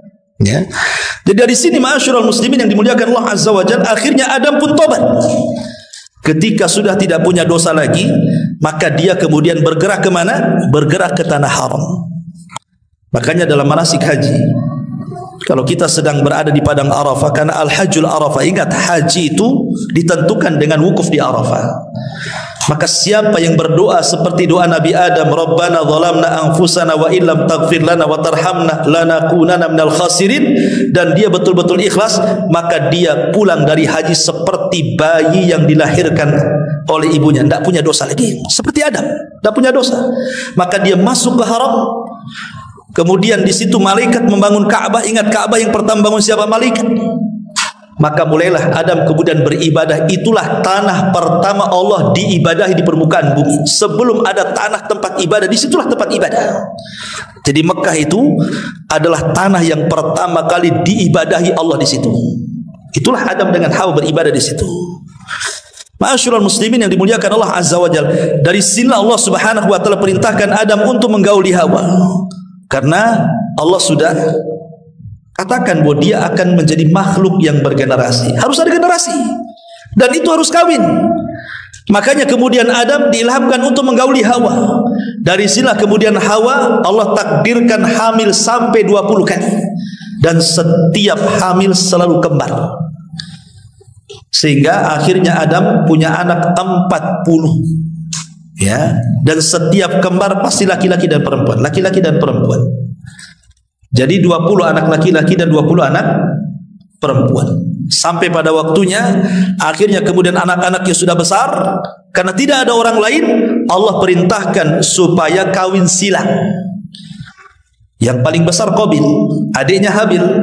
Kemudian kata Adam, Qabil, kamu harus menikah dengan kembarannya Habil. Habil, kau harus menikah dengan kembarannya Qabil. Setan masuk di sini. Ketika setan tidak bisa menggoda Adam, masuk ke anak-anaknya, masuk ke telinga Qabil. Bil, tengok kembaranmu, cantik kan? Tengok kembaran Qabil, Habil, jelek kan? Asa kau mau kawin sama orang jelek kan? Mulai dikasih was-was dia. Ya, dari situ mulai hasad dia. Dia tolak mentah-mentah perintah bapaknya dan mengatakan, saya tidak mau menikah dengan kembaran Habil, saya menikah dengan kembaran saya sendiri. Kata Adam, ini perintah Allah. Kalau memang perintah Allah, mana buktinya katanya? Kalau begitu, kalian harus berkorban. Siapa yang diterima korbannya, maka dia berhak memilih pasangannya. Makanya Allah mengatakan, watslu alaihim naba abnai adam bil haq idh qarraba qurbanan fatuqbila min ahadihima wa lam yutaqabbal minal akhar. Bacakan kepada mereka wahai Muhammad tentang kisah dua putra Adam, kata Allah. Ketika keduanya berkorban, yang satu berkorban dengan kambing, yang satu berkorban dengan buah-buahan, kemudian Allah terima korbannya Habil dan Allah tolak korbannya Qabil. Dari sini Qabil marah dan mengatakan, la aqtulannak, saya akan bunuh kamu. Akhirnya betul-betul terjadi pembunuhan. Itulah pembunuhan pertama di alam manusia, Qabil membunuh Habil. Asyiral muslimin yang dimuliakan Allah Subhanahu wa taala. Kita mulai kisah ini dari kisah dua putra Adam alaihi salatu wassalam, Qabil dan juga Habil. Allah Subhanahu wa taala berfirman dalam Al-Qur'anul Karim, وَاتْلُ عَلَيْهِمْ نَبَأَ بَنِي آدَمَ بِالْحَقِّ إِذْ قَرَّبَا قُرْبَانًا فَتُقُبِّلَ مِنْ أَحَدِهِمَا وَلَمْ يُتَقَبَّلْ مِنَ الْآخَرِ قَالَ لَأَقْتُلَنَّكَ. Bacakan ya Muhammad kepada mereka tentang dua kisah dua anak Adam alaihi salatu wassalam, isyarat kepada Qabil dan Habil. Ketika keduanya melakukan kurban, melakukan pendekatan diri kepada Allah Subhanahu wa taala, maka Allah Subhanahu wa taala menerima salah satunya dan menolak yang lainnya. Maka yang ditolak kurbannya mengatakan, qala la aqtulannak, saya akan bunuh kamu. Maka orang yang diterima kurbannya mengatakan, innama yataqabbalullahu minal muttaqin, sungguhnya Allah Subhanahu wa taala hanya menerima kurbannya dari hamba-hamba Allah yang bertakwa. La in basatta yadaka litaqtulani ma ana bibasiti yadiya ilaika liaqtulak inni akhafullah. Jika engkau ingin membunuhku, silahkan, tapi saya tidak mungkin membunuh karena saya takut kepada Allah Subhanahu wa taala. Saya hanya hendak menggabungkan dosaku kepada dosamu biar engkau menjadi penghuni neraka jahim. Ma'asyiral muslimin yang dimuliakan Allah Subhanahu wa taala, ketika Adam alaihi salatu wassalam syariatkan Allah Subhanahu wa taala untuk memperbanyak keturunannya dengan cara menikahkan masing-masing pasangan dengan kembarannya. Pada ketika itu Adam alaihi salatu wassalam dikaruniakan oleh Allah Subhanahu wa taala 40 anak-anak laki-laki dan perempuan, di mana setiap hawa lahir maka selalu kembar, laki-laki dan perempuan. Ada yang mengatakan bahwa anak pertama Qabil, ada yang juga mengatakan Habil. Lah ketika Adam alaihi salatu wassalam baru memiliki dua keturunan, Habil dan Qabil, dan keduanya kemudian diperintahkan oleh Adam atas perintah Allah untuk menikah silang, maka akhirnya kemudian Qabil pun membantah dan menolak. Alasannya karena kembarannya jauh lebih cantik dibandingkan kembaran Habil. Tapi itulah perintah Allah Subhanahu wa ta'ala. Harusnya setiap perintah, walaupun isinya ada sesuatu yang kita tidak suka, maka kita wajib untuk mengamalkannya. Karena bagaimanapun Allah berfirman, wa asa an takrahu syai'an wa huwa khairul lakum. Terkadang apa yang Anda anggap buruk, rupanya sebuah kebaikan di hadapan Allah Azza wa Jalla. Tapi tentu berbeda dengan Qabil. Ketika itu syaitan yang memang sejak dulu ingin menyesatkan anak Adam karena dendam kesumatnya iblis terhadap Adam alaihi salatu wassalam, dengan sebab itu dia dilaknat dan diusir dari sorga, dan bersumpah untuk menyesatkan anak Adam. Dia ada peluang ketika mereka tidak sanggup kemudian mencelakakan Adam alaihi salatu wassalam di bumi, karena Adam alaihi salatu wassalam sudah menyesali dosanya akibat perbuatannya di sorga. Maka iblis pun kemudian putus asa untuk menggoda Adam dan Hawa. Akhirnya diliriknya putra-putra Adam alaihi salatu wassalam. Dilihatnya ada kesempatan kepada Qabil, maka syaitan pun berikan waswas kepada Qabil untuk jangan menerima syariat itu dengan alasannya kau akan mendapatkan yang buruk rupa dan meninggalkan yang cantik rupa. Dari situ akhirnya Qabil pun menolak. Lah kemudian Adam alaihi salatu wassalam memberikan syarat untuk keduanya berkurban. Siapa yang diterima kurbannya maka dia berhak mengambil pasangannya. Maka berkurbanlah keduanya, yang satu dengan seekor kambing yang sangat sehat, besar, indah, yang satu dengan buah-buahan. Tapi Allah Subhanahu wa ta'ala menerima yang kurbannya dari binatang ternak, kurbannya Habil, karena keikhlasan dan ketakwaan kepada Allah Subhanahu wa ta'ala. Dan Allah tolak kurbannya Qabil karena kurban didasari karena hasad. Akhirnya setelah kemudian Allah Subhanahu wa ta'ala menerima korbannya Habil, harusnya Habil berhak untuk mendapatkan kembaran Qabil. Tapi karena Qabil sudah hasad, kemudian juga datang iblis memberikan was-was yang berakhir dengan pembunuhan Qabil terhadap Habil. Dan inilah pembunuhan pertama sepanjang umat manusia. Qabil membunuh Habil. Akhirnya kemudian setelah itu Qabil pun mengambil kembarannya, kemudian berpisah dari kelompok Adam alaihi salatu wassalam yang berada di pegunungan. Dia memilih untuk tinggal di lembah. Nah setelah kemudian waktu pun berjalan, kemudian Qabil dan pasangannya pun memiliki keturunan, maka Adam alaihi salatu wassalam sangat menyesal, sangat bersedih hati dengan kematian putranya Habil yang ketika itu memang mewarisi akhlak dan juga agama Nabi Adam alaihi salatu wassalam. Maka dia berdoa kepada Allah Subhanahu wa ta'ala. Dari sinilah kemudian Allah Subhanahu wa ta'ala anugerahkan kepada Adam alaihi salatu wassalam seorang nabi yang kita kenal dengan Nabiullah Syith alaihi salatu wassalam. Dalam bahasa Ibraniyah, Syith itu artinya hibatullah. Hibatullah, pemberian Allah Subhanahu wa ta'ala sebagai ganti kematian Habil. Ada yang mengatakan bahwa Syith anak ketiga Adam alaihi salatu wassalam dan juga kembarannya. Ma'asyiral muslimin yang dimuliakan Allah Subhanahu wa ta'ala. Lah Nabiullah Syith alaihi salatu wassalam dididik oleh Adam alaihi salatu wassalam betul-betul dengan didikan agama. Diarahkan dengan arahan-arahan baik, diajarkan akhlak-akhlak mulia.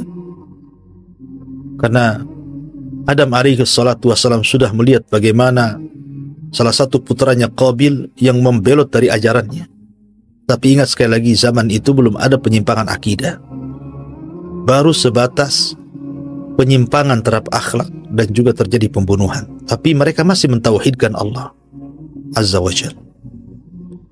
Nah Syith alaihi salatu wassalam, dialah yang kemudian membimbing kaumnya Adam alaihi salatu wassalam menggantikan posisi ayahnya Adam alaihi salatu wassalam untuk membimbing umat ini. Lah ketika kerusakan yang luar biasa terjadi pada kabilahnya Qabil yang berada di lembah, karena juga tidak ada seorang nabi yang diutus kepada mereka. Mereka menolak ajaran ayahnya Adam alaihi salatu wassalam. Maka anak keturunan dan kaumnya Qabil pun menjadi rusak. Bahkan di antara kemungkaran yang disebutkan oleh Abdullah bin Abbas radhiyallahu anhuma ketika mentafsirkan ayat wala tabarrujna tabarrujal jahiliyatil ula, dan hendaklah seorang wanita jangan bersolek seperti bersoleknya wanita-wanita jahiliyah. Abdullah bin Abbas radhiyallahu anhuma mentafsirkan bahwa salah satu tafsirnya mengatakan bahwa ayat ini isyarat kepada dua kaum di zaman Nabiullah Adam alaihi salatu wassalam. Pertama kaum Adam alaihi salatu wassalam yang berada di perbukitan, dan yang kedua kaumnya Qabil yang berada di lembah.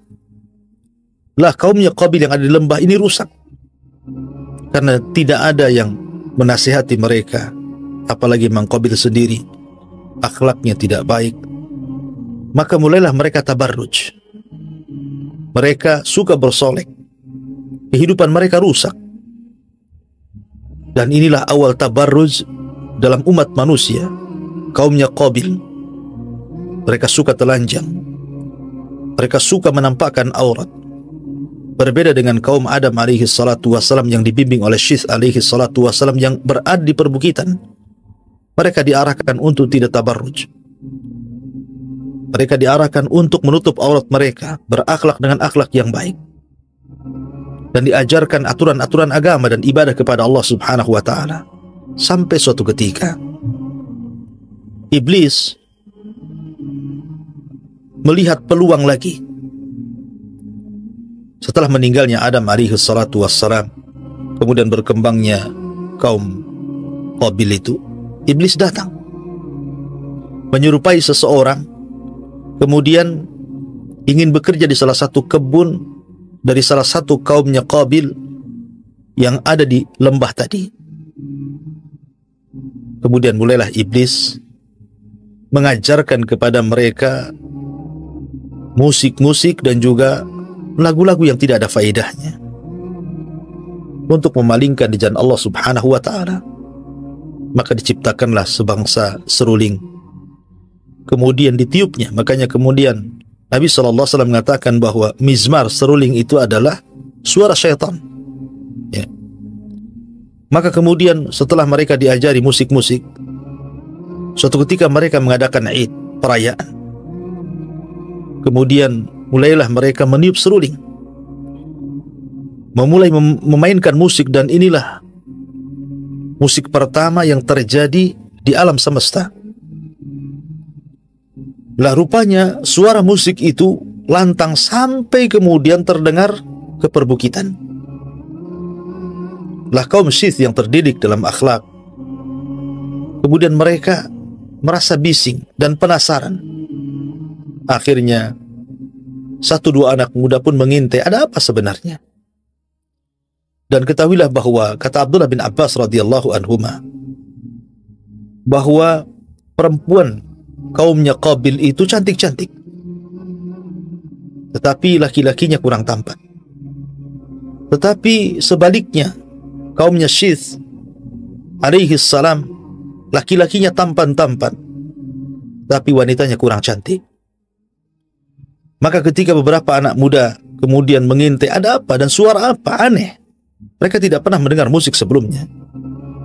Ketika dilihat kemudian ada pesta yang sangat besar, dan laki-laki dari kaum Syith ini melihat kemolekan, kecantikan wanita-wanita kaum Qabil, akhirnya mereka tertarik dan menghabarkan kepada anak-anak muda yang lainnya. Setelah ceritakan, akhirnya mulailah mereka turun. Kemudian mereka bertatap muka antara wanita-wanita kaum Qabil yang cantik-cantik dengan laki-laki kaum Syith yang tampan-tampan. Mulailah kemudian mereka saling menyukai, berikhtilat, dan berakhir dengan perzinahan. Dan inilah perzinahan pertama yang terjadi di alam semesta. Jadi banyak kemungkaran di situ. Terjadi pembunuhan, terjadi tabarruj, sampai kemudian munculnya musik pertama di alam ini, sampai akhirnya kemudian terjadi perzinahan. Makanya zina itu tidak lepas daripada musik, tidak lepas daripada khamar, dan tidak lepas daripada ikhtilat. Ma'asyiral muslimin yang dimuliakan Allah Azza wa Jalla, maka semakin banyaklah anak-anak muda dari kaum sis yang kemudian bergabung melakukan maksiat dengan gadis-gadis kaumnya Qabil. Dan itu keberhasilan iblis, karena kerusakan apapun pasti di belakangnya iblis. Kerusakan apapun. Makanya Allah Subhanahu wa taala berfirman dalam Al-Qur'anul Karim, "Wala tattabi khutuwati syaitan." Janganlah kalian mengikuti langkah-langkah syaitan. Karena syaitan itu dalam menggoda terkadang tidak langsung membuat langkah-langkah mulai dari yang kecil dan berakhir dengan yang besar. Syis alaihi salatu wassalam diutus oleh Allah Subhanahu wa taala untuk menjadi nabi pertama setelah Adam alaihi salatu wassalam. Syis ini berusaha untuk mendakwai kaumnya. Karena bagaimanapun ada yang mengatakan bahwa Syis sebagai bentuk bahwa diangkat dia menjadi nabi dan rasul. Maka dalam sebuah hadis Nabi SAW mengatakan, "Unzila ala Syith khamsuna sahifatan." Diturunkan kepada Nabi Allah Syith 50 sahifah, lembaran yang isinya ajaran-ajaran kebaikan, yang isinya adalah ajaran-ajaran akhlak dan cara beribadah kepada Allah Subhanahu wa taala. Makanya sebelum Adam alaihi salatu wassalam meninggal dunia, Adam mengajarkan Nabi Allah Syith tentang amalan-amalan kebaikan yang dilakukan di siang hari dan amalan-amalan kebaikan yang dilakukan di malam hari. Sampai akhirnya turun kepada Syith sahifah. Ada yang mengatakan bahwa Allah Subhanahu wa taala menurunkan kitab dari langit kepada para nabi dan rasul itu jumlahnya 104. Yang 4 ma'ruf. Ada Taurat, ada Zabur, ada Injil, ada Al-Quran.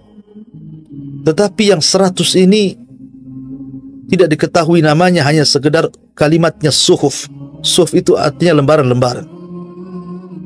Seperti Zabur sendiri sebenarnya lembaran-lembaran. Zabur itu kan tidak tebal, hanya beberapa lembaran saja, yang kemudian menjadi tarannum, menjadi sebuah bait-bait syair yang kemudian selalu dilantunkan oleh Nabiullah Daud alaihi salatu wassalam, sampai suaranya luar biasa. Dan Daud memiliki suara yang sangat indah, sampai suaranya diikuti oleh gunung-gunung dan juga burung-burung. Sahifah itu lembaran-lembaran. Dari 100 lembaran itu 50 lembar diberikan kepada Nabi Allah Syith alaihi salatu wassalam. Kemudian yang 30 lembar nanti akan sampai kisahnya diberikan kepada Idris alaihi salatu wassalam. Kemudian yang 10 lembar diberikan kepada Nabi Musa alaihi salatu wassalam selain Taurat, dan yang 10 lembarnya diberikan kepada Ibrahim alaihi salatu wassalam, maka lengkaplah 100. 50 kepada Syith, 30 kepada Idris, 10 kepada Musa, dan 10-nya lagi kepada Ibrahim alaihi salatu wassalam. Dan Al-Quran mengisyaratkan, "Inna hadha la fi suhufil ula suhufi Ibrahima wa Musa." Sesungguhnya Al-Quran ini terkandung isi suhuf-suhuf terdahulu, suhufnya Syith, suhufnya Idris, termasuk juga suhufnya Ibrahim dan juga suhufnya Musa. Syith ini diberikan suhuf, 50 lembar suhuf, untuk menjadi pedoman dan undang-undang kaumnya untuk mengikuti ajaran Nabi Allah Adam alaihi salatu wassalam, ajaran tauhid, hanya menyembah Allah Subhanahu wa taala, mengajarkan akhlak, mengajarkan akidah, mengajarkan muamalah, dan begitu seterusnya. Ketika banyak anak-anak muda kaumnya kemudian turun dan bergabung dengan kerusakan yang ada di kaumnya Qabil, maka Syith berusaha untuk mendakwai mereka untuk kembali ke jalan Allah Subhanahu wa taala. Tidak henti-hentinya. Sis alaihi salatu wassalam berusaha untuk mengembalikan kaumnya dan mengharamkan untuk ikhtilat dengan kaumnya Qabil. Dan itu dilakukan sampai kepada Sis alaihi salatu wassalam meninggal dunia. Sehingga Al-Imam Ibnu Katsir dalam kitabnya Al-Bidayah wa Nihayah, beliau mengatakan, lamma mata Adam, ketika Nabi Allah Adam alaihi salatu wassalam meninggal dunia, maka Adam alaihi salatu wassalam kemudian memerintahkan keturunannya, Syith alaihi salatu wassalam, untuk menggantikan beliau menjadi Nabi. Maka ketika Allah subhanahu wa ta'ala takdirkan Qabil membunuh saudaranya Habil, maka kemudian sebagai pengganti Habil adalah Syith alaihi salatu wassalam. Tapi setelah kemudian Syith meninggal dunia, maka dimerintahkan salah satu putranya yang bernama Anush untuk menggantikan dirinya, terus mendakwahkan kepada kebaikan. Kemudian setelah Anush meninggal dunia, maka kemudian Anush pun mewasiatkan putranya Qainan untuk melanjutkan perjuangan kakeknya Syith dan Adam untuk menyeru manusia kepada kebaikan. Kemudian setelah Qainan meninggal dunia, maka Qainan pun kemudian mewasiatkan kepada putranya yang bernama Mahlail, yang konon kata Imam Ibnu Katsir, Mahlail ini orang-orang Persia menganggap dia adalah Malikul Aqalim Sab'ah, raja yang menguasai 7 iklim, dan dia orang yang pertama kali menebang pohon. Bahkan dialah yang kemudian membangun negara yang disebut dengan Babil. Bahkan ada yang mengatakan dialah yang mengumpulkan para tentara untuk melawan dan berperang melawan iblis dan tentaranya, yang kemudian akhirnya tentara iblis pun lari tunggang langgang ke gunung-gunung, ke hutan-hutan, ke padang pasir, dan begitu seterusnya. Nah, ketika Mahlail kemudian meninggal dunia, maka kemudian dia wasiatkan kepada putranya yang dikenal dengan Idris alaihi salatu wassalam. Dan dia Nabi yang ketiga setelah Adam, kemudian Syith, kemudian Idris alaihi salatu wassalam, yang dikenal namanya adalah Khanuh ibn Mahlail ibnu Qainan ibn Anush ibn Syith ibn Adam alaihi salatu wassalam. Ma'asyiral muslimin yang dimuliakan Allah subhanahu wa ta'ala, Allah subhanahu wa ta'ala memang tidak menyebutkan tentang kisah Syith dalam Al-Quranul Karim, tapi ada isyaratnya dalam hadis Nabi SAW sebagaimana yang tadi saya sebutkan. Berbeda dengan Idris. Idris alaihi salatu wassalam disebutkan dalam Al-Quran. Allah subhanahu wa ta'ala berfirman dalam surah Maryam, wadkur fil kitabi Idrisa innahu kana siddiqan nabiyya. Ceritakan dalam wadkur, ceritakan wahai Muhammad, fil kitabi Idris, di dalam Alkitab Al-Quran ini tentang kisah Idris alaihi salatu wassalam. Innahu kana siddiqan nabiyya. Sesungguhnya Idris adalah orang yang sangat jujur dan dia adalah seorang nabi. Wa rafa'nahu makanan aliyya.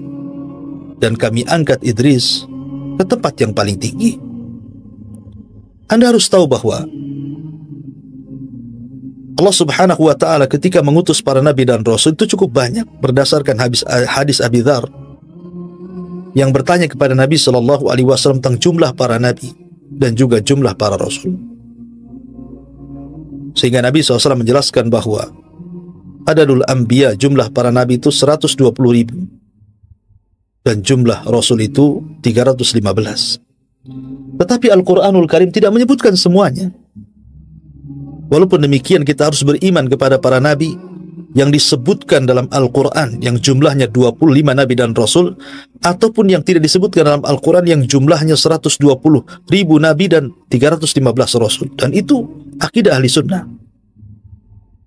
Walaupun yang kita kenal, yang kita harus imani adalah 25 Nabi dan Rasul karena namanya dicantumkan dalam Al-Quran, di mana 15 secara nama tercantum dalam surah Al-An'am, dan sisanya sampai 25 Nabi dan Rasul tercantum dalam beberapa surat di dalam Al-Quranul Karim. Lah, para Nabi ini ada yang dikisahkan secara utuh, detail, lengkap, seperti kisahnya Nabi Musa alaihi salatu wassalam, dan itu kisah terbanyak sampai Allah sebutkan 133 lebih tentang kisah Nabi Musa dalam Al-Quran. Dan itu kisah paling detail dalam Al-Quran, kisah Nabi Allah Musa alaihi salatu wassalam. Kemudian juga kisah Ibrahim alaihi salatu wassalam, cukup detail, sebutkan masa remajanya sampai kepada masa tuanya. Tapi ada juga Nabi itu tidak disebutkan secara rinci, hanya disebutkan kisah globalnya, seperti kisah Nabi Saleh, Nabi Syuaib, dan nabi-nabi yang lainnya. Tapi ada Nabi juga sama sekali kisahnya hanya cuplikan saja, seperti kisah Idris tidak disebutkan bagaimana masa kecilnya, masa remajanya, sampai tuanya. Hanya Allah mengatakan wadhkur fil kitabi Idris innahu kana siddiqan nabiyya wa rafa'nahu makana ali, hanya isyarat saja. Sebutkan ya Muhammad di dalam Al-Quran tentang kisah Idris. Sungguhnya dia seorang yang jujur dan seorang nabi, dan kami angkat di tempat yang paling tinggi. Tapi ada juga yang disebutkan namanya tapi tidak ada kisahnya, seperti Zulkifli, Al-Yasa, dan beberapa para nabi. Walaupun demikian, tetap kita mengacu kepada Al-Quran dan Sunnah yang sahih tentang kisah para nabi dan rasul. Walaupun disisipkan tentang kisah Israiliyat, tentu kisah-kisah yang tidak bertentangan dengan Al-Quran dan Sunnah, karena Nabi SAW bersabda, hadithu an Bani Israel wala haraj, ceritakan tentang kisah Bani Israel, dan itu tidak mengapa selama tidak bertentangan dengan Al-Quran dan Sunnah. Ada perselisihan para ulama tentang siapa Idris. Ada yang mengatakan bahwa Idris itu adalah Ilyas. Jadi Idris dengan Ilyas itu sebenarnya satu orang. Ada yang mengatakan Idris, ada yang mengatakan Ilyas. Sebagaimana Imam Al-Bukhari menyebutkan dari Abdullah bin Mas'ud radhiyallahu anhu dan juga Abdullah bin Abbas radhiyallahu anhuma, anna Ilyasa huwa Idris. Bahwa Ilyas adalah Idris. Menunjukkan bahwa Idris dengan Ilyas itu satu orang sebenarnya. Dan dari Anas bin Malik radhiyallahu an dalam peristiwa Isra dan juga Mi'raj, ketika Nabi SAW kan berjumpa dengan Idris, maka Idris mengatakan kepada Nabi SAW, marhaban bi akhin salih wan nabiyyin salih. Selamat datang wahai saudaraku yang saleh dan nabiku yang saleh. Dan dia tidak mengatakan seperti yang dikatakan Adam dan Ibrahim, mengatakan marhaban bin nabiyyin salih wal ibni salih. Selamat datang wahai nabi yang saleh dan anakku yang saleh. Maka ini juga cerita bahwa Nabi SAW berjumpa dengan Idris. Dan ada yang mengatakan sekali lagi bahwa Idris adalah Ilyas, tetapi pendapat yang kuat wallahu alam bahwa Ilyas sendiri dan juga Idris sendiri, dan itu yang dikuatkan oleh Imam Ibnu Katsir rahimahullahu taala, wa anna Ilyas laisa huwa Idris, bahwa Ilyas itu bukan Idris. Ilyas sendiri, Idris sendiri, artinya Ilyas ada kisahnya, Idris juga ada kisahnya yang sekarang sedang kita ceritakan. Ma'asyiral muslimin yang dimuliakan Allah Azza wa Jalla, sebenarnya Idris itu dilahirkan ketika Adam alaihi salatu wassalam masih hidup. Ada yang mengatakan ketika Adam berusia cukup tua, di mana Idris berjumpa dengan Adam itu sekitar 120 tahun sebelum meninggal Adam alaihi salatu wassalam. Ada yang mengatakan 308 sebelum meninggalnya Adam alaihi salatu wassalam, Idris lahir. Artinya bahwa Idris masih berjumpa dengan Adam alaihi salatu wassalam. Nah, Adam itu juga diberikan usia cukup panjang. Ada yang mengatakan usianya 1000 tahun, tapi kemudian dikurangi menjadi 960 tahun, karena yang 40 tahunnya diberikan kepada salah satu umatnya yang sangat menakjubkan Adam dalam mimpinya, dialah Daud alaihi salatu wassalam. Nanti akan sampai kisahnya. Tapi yang jelas bahwa Nabiullah Idris alaihi salatu wassalam diberikan oleh Allah subhanahu wa ta'ala kecerdasan. Maka disebut Idris dari kalimat dirasah, karena di antara keistimewaan daripada Idris alaihi salatu wassalam, di mana dia awal man khatta bil qalam, bahwa dia adalah nabi yang pertama kali mencatat dengan pena. Jadi dia orang yang pertama kali mencatat dengan pena, dan juga diberikan ilmu yang luas dan luar biasa. Dia suka membaca.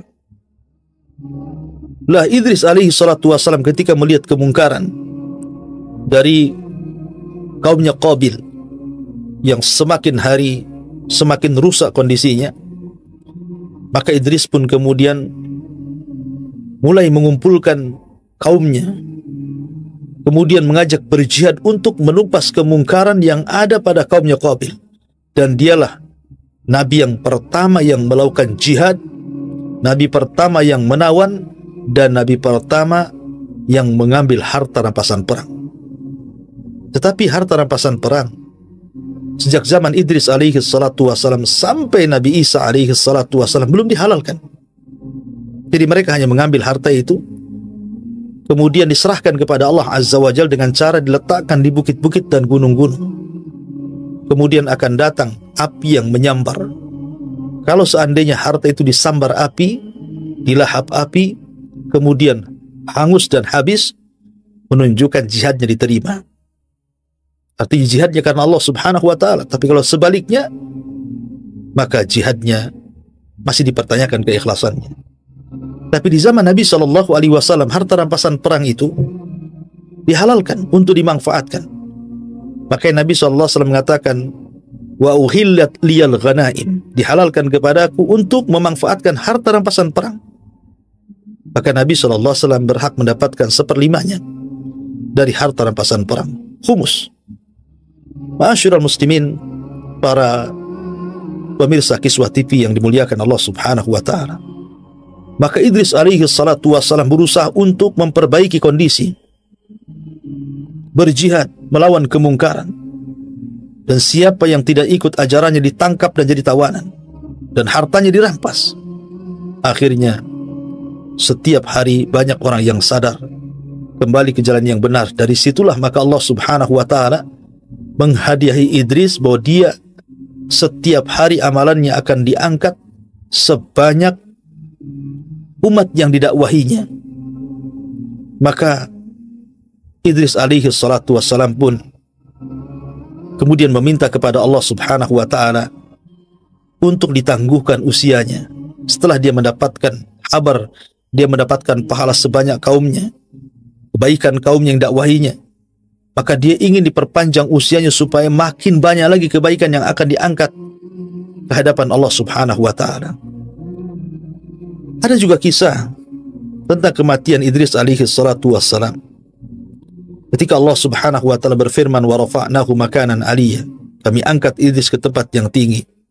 Maka ada kisah Israiliyat bahwa ketika Idris alaihi salatu wassalam, sebagaimana dikatakan oleh Ka'ab al-Akhbar, ketika Allah subhanahu wa ta'ala mewahyukan kepadanya bahwa dia akan mengangkat setiap hari pahala seluruh amalan Bani Adam. Kemudian Idris pun berdoa kepada Allah Azza wa Jalla untuk ditangguhkan usianya agar jangan cepat diwafatkan. Berjumpalah Idris dengan malaikat Jibril. Kemudian dia meminta kepada Jibril untuk dipertemukan dengan malakul maut. Maksudnya supaya Idris bernego dengan malakul maut agar jangan dulu dicabut nyawanya dan agar ditangguhkan usianya. Maka kemudian Idris pun diangkat oleh Jibril ke langit. Kemudian sesampainya di langit yang keempat, tiba-tiba malakul maut sudah menunggu di situ. Jibril pun heran, kenapa malaikat maut sudah ada di situ? Maka Jibril bertanya, kenapa engkau sudah di sini? Maka malakul maut mengatakan bahwa Allah memerintahkan aku untuk mencabut nyawa seorang manusia di langit ini. Aku pun heran, mana ada manusia di sini? Rupanya di situ ada Idris yang dibawa oleh Jibril. Subhanallah. Idris ingin meminta tangguhan usia, sementara malakul maut diperintahkan Allah untuk mencabut nyawa Idris. Itulah kematian. Apabila datang kematian, maka tidak ada yang mampu mencegahnya. Walaupun kita berusaha untuk membentengi diri kita, rumah kita, tetap saja.